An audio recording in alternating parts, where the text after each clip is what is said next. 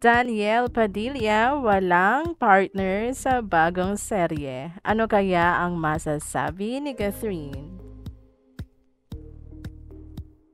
Hello, showbiz aficionados. Please subscribe and click the notification bell for more celebrity updates. Tara, chikahan na!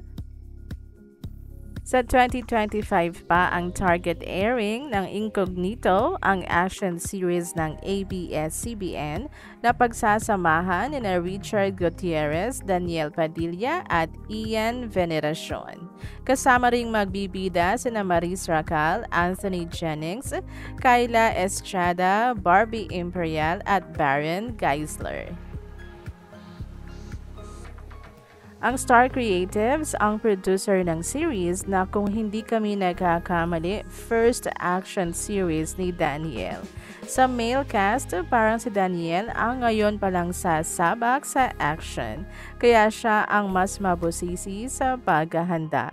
May napanood nga kaming video na nag-workout siya, nagbo-boxing at target shooting. Siguro paghahanda niya ito para sa Incognito. As per his fans report, nakapag-taping na daw si Daniel. Updated sila kung ilang araw nang nagte-taping ang actor. Syempre pa, excited na silang mapanood ang favorite nila sa action.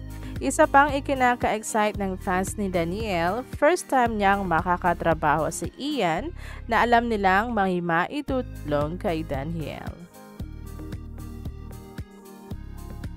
Ang inaabangan ng mga fan ng actor ay ang sinasabing walang love interest sa series.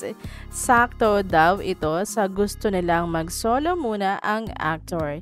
Tinatawag nga nilang solo era ito ni Daniel kahit may nauna ng balita na makakapareha niya raw si Kyla Estrada.